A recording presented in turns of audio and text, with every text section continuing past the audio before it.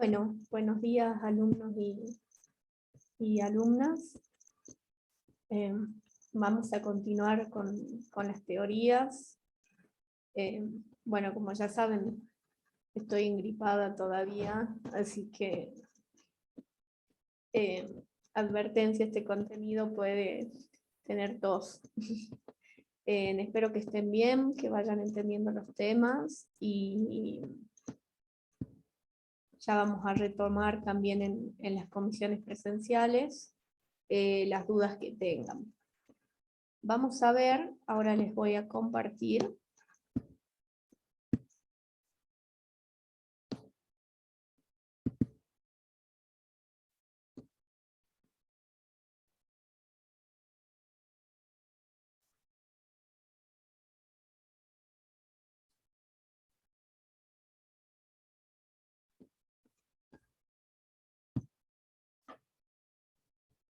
Espérame un segundito.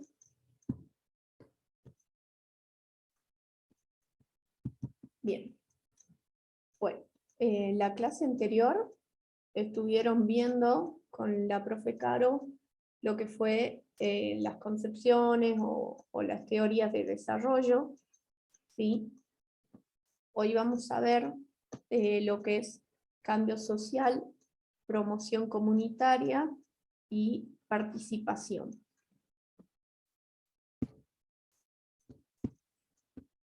Bien. El desarrollo, habíamos visto que según cada teoría y según cada concepción, podría interpretarse, ¿sí?, de diferentes maneras, según las variables y los indicadores que tomaba. Podríamos hablar, sí, en esta materia, que es nutrición y desarrollo comunitario, definir el desarrollo como un proceso de cambio social cuyo objetivo es la satisfacción de las necesidades básicas y no básicas de una población a fin de mejorar su calidad de vida.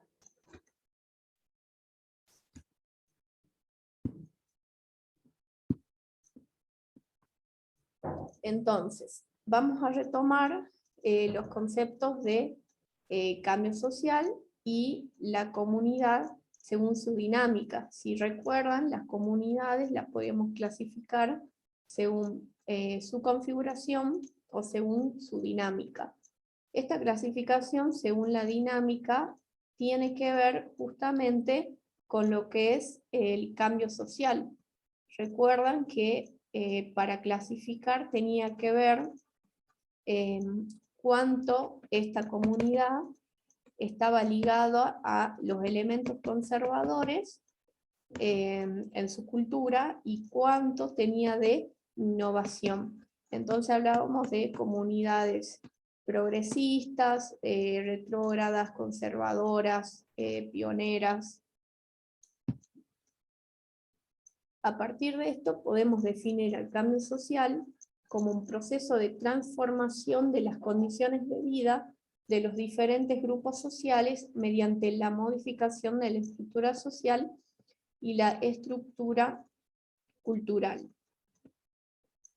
Vamos a recordar acá, ¿sí?, la estructura social, lo habíamos visto en la primera teoría, cuando vimos sociedad, ¿sí? Toda esta estructura social estaba juntamente vinculada, ¿sí?, a todos los elementos sociológicos que ustedes vieron, ¿sí?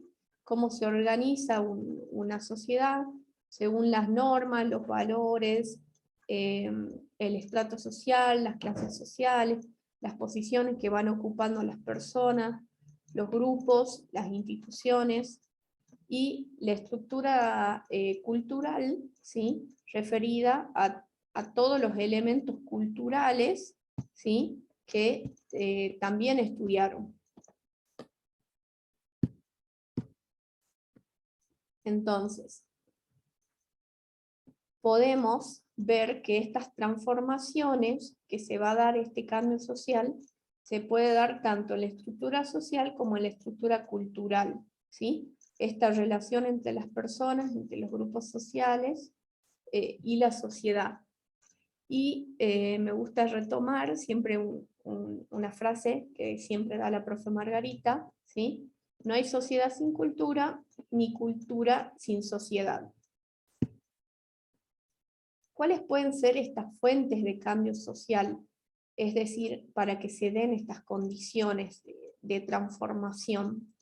Pueden ser endógenas, es decir, que tiene que ver con la dinámica interna, que se va a dar a través de políticas. Por ejemplo, actualmente lo que se ha dado en el país, la ley de identidad de género.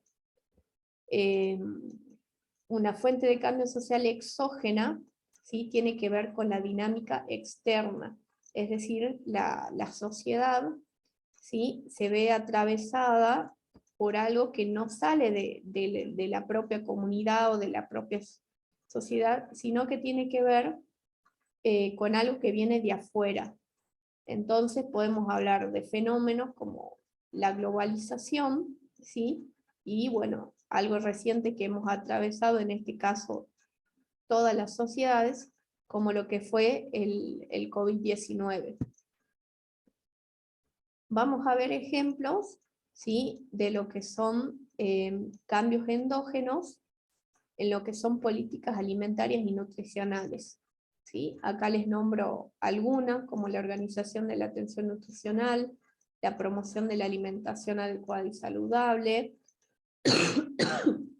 la vigilancia alimentaria y nutricional, las gestiones de las acciones de alimentación y nutrición, la participación social, el control y regulación de los alimentos, la investigación, innovación y conocimiento en alimentación y nutrición, la cooperación y articulación para la seguridad alimentaria y nutricional, ¿sí? Todas estas políticas alimentarias, programas y proyectos lo van a ir relacionando con lo que es la teoría también de enfoque de derechos, soberanía y seguridad alimentaria.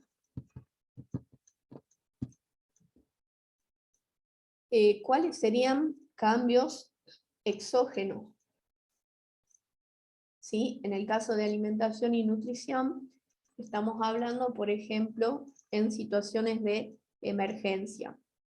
Que se den terremotos, inundaciones, ¿sí? Relacionados con el clima, situaciones de guerra, o si vemos lo que pasa, por ejemplo, en nuestro norte, ¿sí? Tenemos lugares como el Chaco Adentro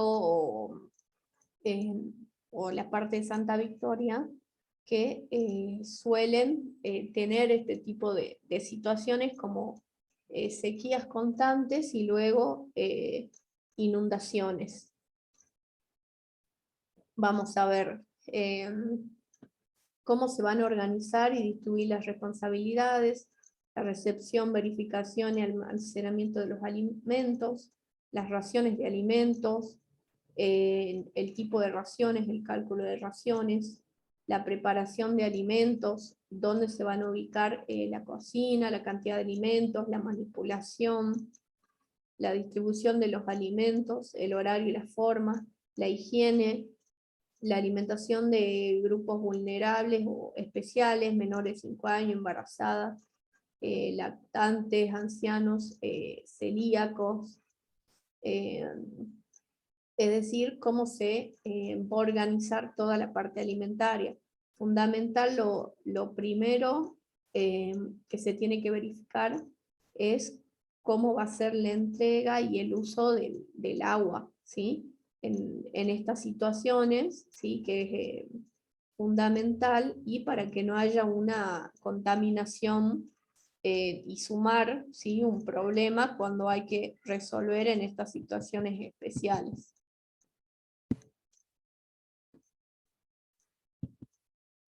Los tipos de cambio, en realidad, según los diferentes autores, ¿sí? Existen diferentes clasificaciones, ¿sí? podemos hablar, uno de los autores, Anderegg, ¿sí? Habla de cambios estructurales y cambios coyunturales. Y en la bibliografía ustedes que también tienen, de Fischer, ¿sí? Habla de cambio deliberado y cambio no deliberado. Básicamente, los cambios estructurales y los cambios deliberados tienen que ver con que hay una decisión, ¿sí? Ya sea del Estado, de la institución política, de grupos de presión, ¿sí? Para realizar ese cambio. Y se tiene la decisión de hacer este esfuerzo que en teoría debiera ser para mejorar el sistema social. Entonces, va a implicar la presencia de tres elementos, es decir, el sistema, el agente de cambio y un estado deseado, es decir, las condiciones que el sistema debe alcanzar. Y los cambios no deliberados son aquellos que se dan generalmente situaciones y condiciones de tipo no esperadas, como hablábamos hace rato de inundaciones, terremotos, enfermedades, como fue el COVID. Acá podemos nombrar algunas características del cambio estructural, ¿sí? Normalmente los efectos son a largo plazo, se refiere mucho al término de la globalización, no va a modificar las leyes como en un corto plazo, a menos que sea de una extrema necesidad. En cambio, en el cambio coyuntural, ¿sí? Es un cambio que se da a corto plazo, se centra en una problemática para buscar la más rápida solución, tiene que ver que si bien se pueden hacer cambios en ese momento referido a resoluciones que se tengan que sacar, cuando se resuelve el problema, normalmente el Estado vuelve a tener las mismas políticas funcionales, ¿sí? En este caso de lo que fue el COVID, ustedes vieron la cantidad de cambios que se dieron a nivel de cada una de las instituciones, tanto como políticas, de salud, lo que fue de recreación. Se dio estos cambios que a medida que fue mejorando la situación sociosanitaria, ¿sí? Se volvió a retomar la funcionalidad de lo que era la sociedad. Otro de los autores, Gerd y Mill, presentan para el estudio sociológico del cambio, ya que el cambio social es en sí un objeto de estudio de la sociología, ¿sí? 6 preguntas para poder analizar este fenómeno. ¿Qué es lo que cambia? ¿Cómo cambia? ¿Cuál es la dirección del cambio? ¿Cuál es el ritmo del cambio? ¿Por qué ocurrió el cambio? ¿Y por qué fue posible? ¿Y cuáles son los factores principales del cambio social? En la pregunta ¿qué es lo que cambia? Podemos preguntarnos si cambian las instituciones, si cambian normas, si cambian pautas de comportamientos, si cambian roles, ¿cómo cambia? ¿Sí? Vamos a tener que estudiar cuáles son esos factores que están influyendo, es decir, las causas para que se dé ese cambio social. ¿Cuál es la dirección del cambio? Es decir, en estos objetivos y metas, hacia dónde se quiere ir, cuál es el ritmo del cambio, si son cambios que se dan de una manera lenta o de una manera más rápida, por qué ocurrió el cambio y por qué fue posible, ¿sí? Qué agentes sociales o actores, ¿sí? Se movieron, ya sean por medio de grupos, organizaciones, instituciones, para que se pueda dar esto. ¿Y cuáles son los factores principales del cambio social? Si bien sí se busca siempre que el cambio social vaya hacia un lugar de progreso y positivo, no todos los cambios se dan de esta manera, ¿sí? Podemos ver situaciones de países que eran democráticos y luego tuvieron buenos totalizadores, o hubo dictadores, ¿sí? Bueno, ustedes pueden ir pensando cuál históricamente, ¿sí? Es la situación que se da en nuestro país y también en nuestra provincia. En todas las sociedades y en todas las comunidades hay cambios, por más que sea una comunidad conservadora o retrógrada, ya de por sí condiciones como la historia de esa comunidad, la geografía del lugar, las personas que actúan, así como las personas nacen, luego son niños, adolescentes, adultos, ancianos, y bueno, fallecen, ¿sí? Las sociedades, ¿sí? Van a ir cambiando porque las personas también van a ir ocupando distintos lugares dentro de la comunidad, la sociedad, de la estructura social y de la estructura cultural.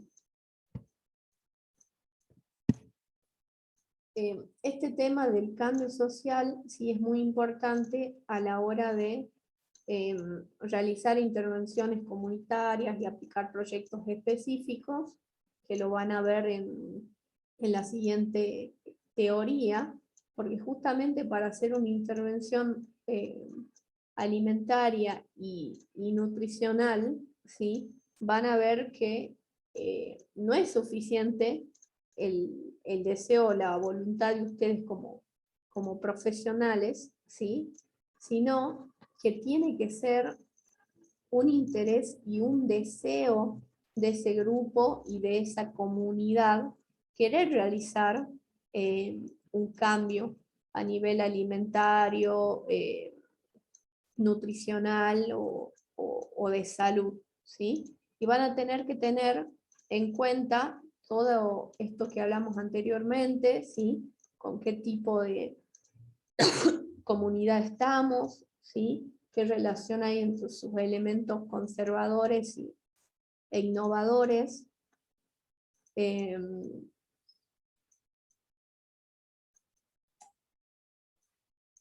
Cómo se manifiestan cada uno de estos elementos sociológicos y culturales.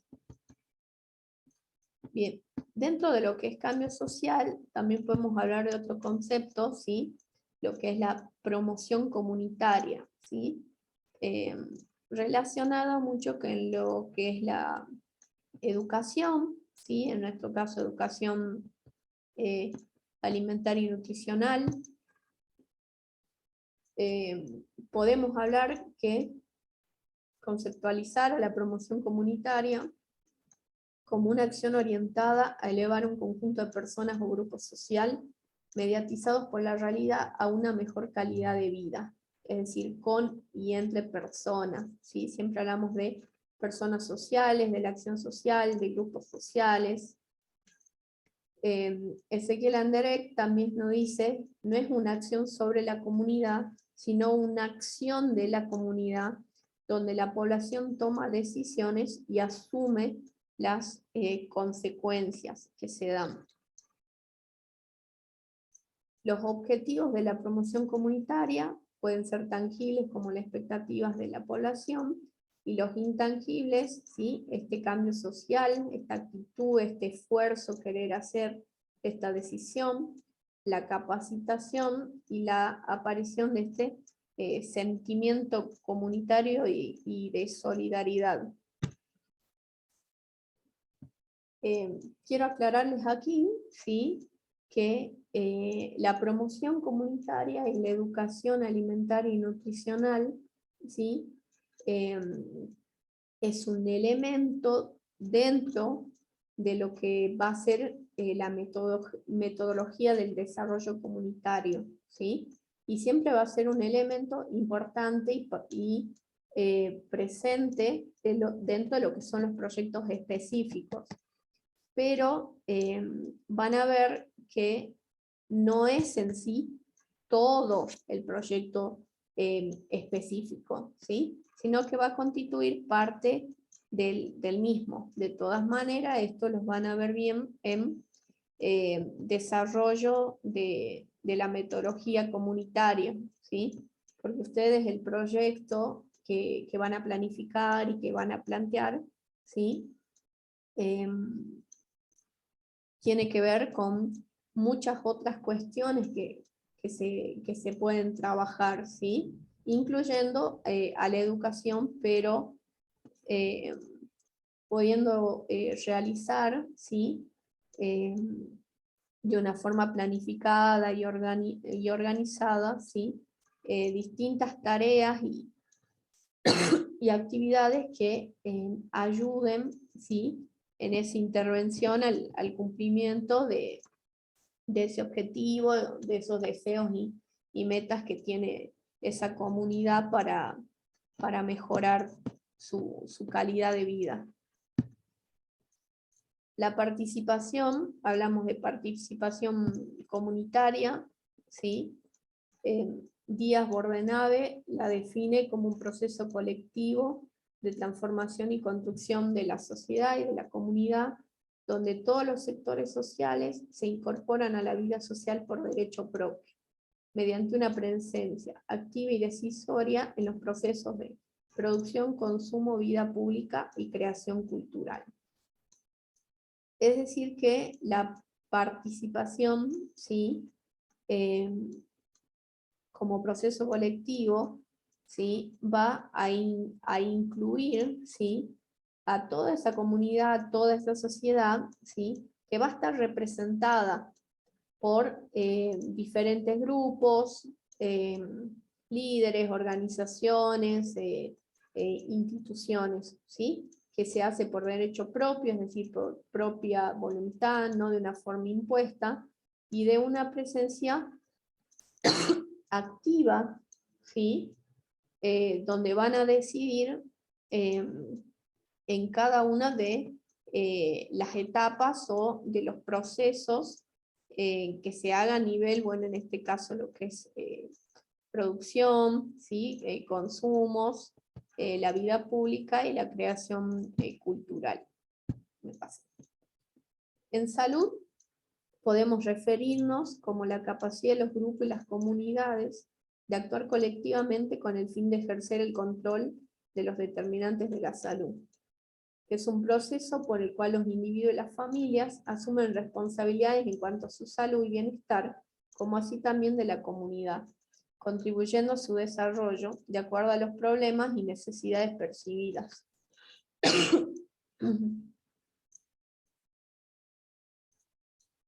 Fíjense que ya no hablamos de una participación en un modelo positivista o biomédico, ¿sí?, donde los únicos agentes activos son los profesionales de salud y el paciente, justamente el término habla de pasividad, sino estamos hablando que las personas de la comunidad, ¿sí?, son agentes activos y participantes, donde no solo van a recibir prescripciones o educación, ¿sí?, o se les va a imponer cómo deben hacer su cambio social, ¿sí?, sino en este modelo que se llama también ecológico de la salud, ¿sí?, tanto los profesionales y agentes de salud como la comunidad son fundamentales para producir estos cambios sociales, ¿sí?, asumir las responsabilidades y mejorar y contribuir para el propio desarrollo de su barrio, de su comunidad y de la sociedad, donde justamente cada comunidad va a identificar sus propios problemas y va a relatar cuáles son las necesidades percibidas que tiene. Entonces hablábamos de estos actores, agentes participantes, ¿sí? El Estado, los profesionales y técnicos, los integrantes de la comunidad, las organizaciones sociales. La participación, ¿sí? Podemos hablar de una participación comunitaria y una participación social. Esto es a fines investigativos, ¿sí? y conceptuales.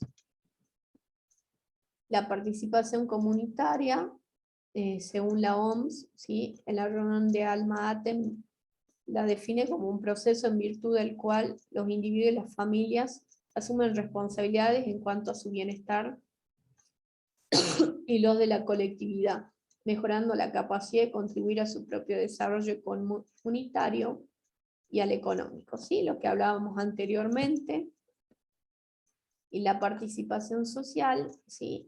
Como aquellos procesos sociales a través de los cuales los grupos, las organizaciones sociales, los sectores y a todos los niveles dentro de una zona geográfica determinada intervienen en la identificación de sus problemas afines. Se unen para diseñar, probar y poner en práctica soluciones. Acá tenemos ¿sí? Algunas diferencias y semejanzas que hay, ¿sí? Que bueno, lo pueden ver en el cuadro comparativo, pero básicamente tiene que ver con una diferencia conceptual, ¿sí? De que lo comunitario lo hablábamos como a un nivel, ¿sí? Más familiar o de grupos, ¿sí? Y lo social, justamente el conjunto de comunidades, ¿sí? Van a conformar una sociedad. Y también tiene que ver, si tomamos por ejemplo a lo que era el sociólogo Durkheim, ¿sí? Esta relación que había, ¿no? en lo comunitario o, por ejemplo, en las comunidades rurales, esta solidaridad más de tipo mecánica y en las sociedades más de tipo industrial, esta solidaridad más de tipo orgánica. Sí.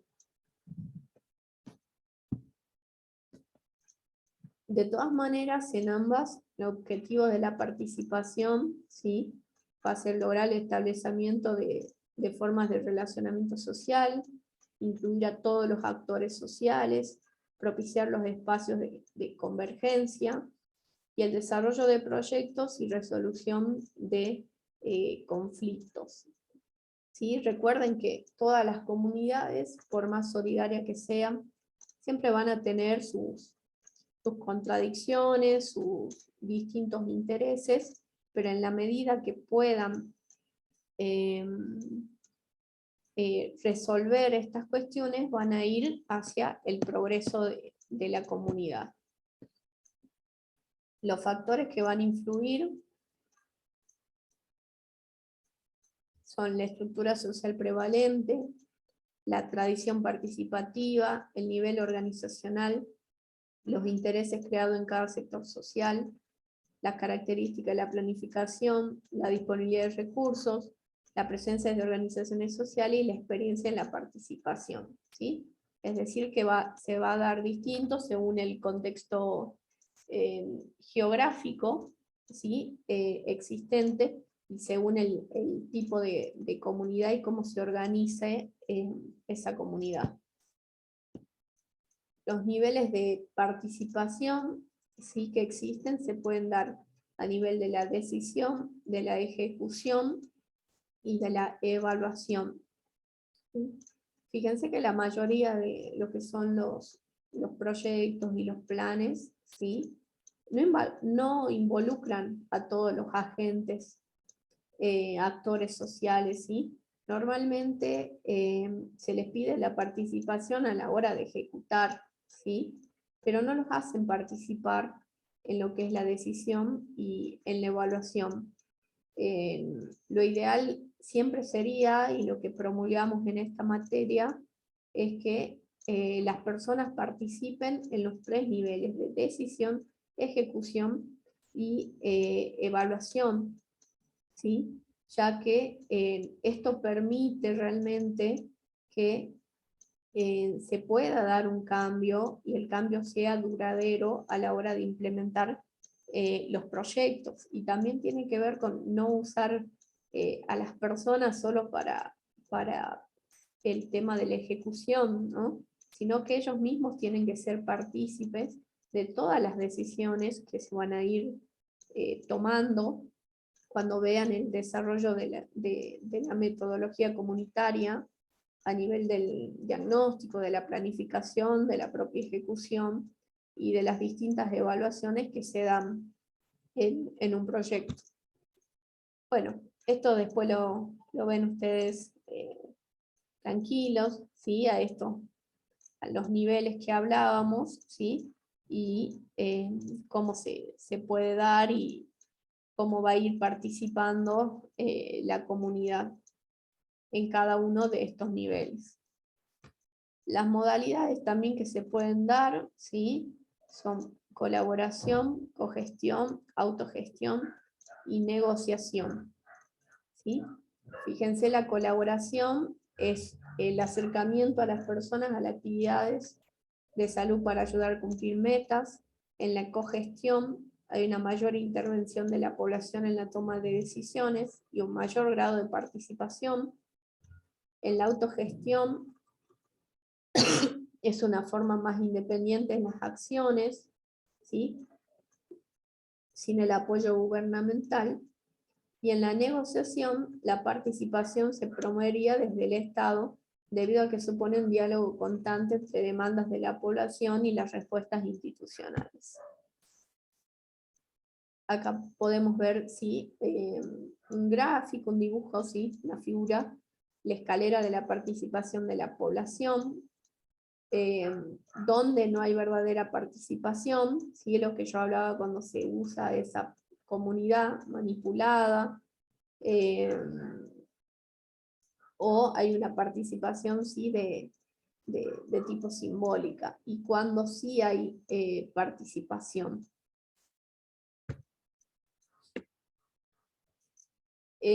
Tenemos lo que es fundamental el liderazgo comunitario, ¿sí? Es otro concepto que vamos a ver, porque para lograr cambios y ejecutar también los proyectos con la comunidad, es fundamental identificar los líderes y los referentes, ¿sí? Entonces, hablamos de liderazgo comunitario cuando una persona tiene la capacidad de influir más que otros miembros de la comunidad en el desarrollo de actividades o en la toma de decisiones a favor de la comunidad. Para ingresar siempre a una comunidad, a una sociedad, para realizar las intervenciones de salud, alimentarias y nutricionales, ¿sí? Es fundamental identificar a estas personas, ¿sí? Son la puerta de entrada a poder conocer a nuestra comunidad y a los grupos con que vamos a trabajar. ¿Cuáles son las habilidades esperadas del líder o de la lideresa? ¿Sí? Tiene que ver con habilidades técnicas, habilidades humanas y habilidades teóricas, ¿sí? Cómo manejar los recursos, cómo coordinar, cómo afrontar problemas, la motivación, el tipo de conducción, los incentivos, ¿sí? Y el tipo de análisis, la organización, la planificación, la evaluación. Tenemos diferentes tipos de líderes, ¿sí? Directivos, apoyador, participativo, orientado hacia los logros, ¿sí? Esto es una clasificación también del tipo conceptual, ya que podemos encontrar distintas cualidades y competencias de tipo combinadas. y obviamente, cuando estamos hablando de personas, ¿sí?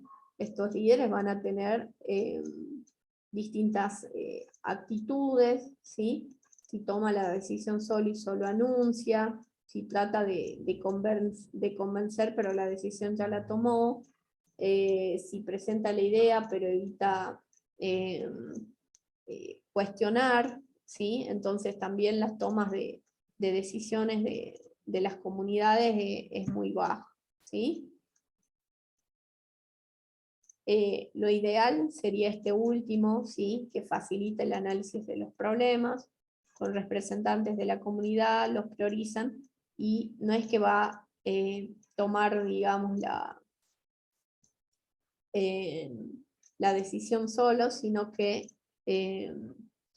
lo van a hacer con la comunidad y con todos los actores, ¿sí? Acá habla de, bueno, de lo que es en asamblea, ¿sí? Ustedes ya van a ver después de lo que es el diagnóstico participativo, ¿sí? Como resume acá al final, sí vamos a hablar de, según estas actitudes, vamos a tener líderes autoritarios, pasivos y democráticos. Por supuesto, lo ideal va a ser un líder democrático que permita la participación de la comunidad en la búsqueda de mejores condiciones de vida y que los represente legítimamente, ¿sí? Y no busque como intereses personales, sino realmente los intereses de la comunidad. Entonces, repasando lo que era sociedad, ¿sí? La participación social, en comunidad la participación comunitaria. Para que haya cambio social necesitamos promoción, necesitamos identificar justamente los líderes. Todos estos elementos van a formar parte de lo que es la metodología del desarrollo comunitario. En la teoría siguiente, ¿sí? La profe Caro va a explicar todo lo que es la metodología de desarrollo comunitario. Tienen a disposición en el aula virtual y en fotocopiadora toda la bibliografía, ¿sí? Como básica, Ezequiel Anderer, ¿sí? Y a Fischer ya lo tienen subido de cuando vieron que eran conceptos sociológicos, y les presentamos, bueno, algunos bibliografía complementaria si quieren leer y reflexionar un poco más sobre estos temas, ¿sí? Bueno, espero que estén muy bien. Cualquier duda tienen el foro, ¿sí? De consulta, y nos vemos en los siguientes prácticos.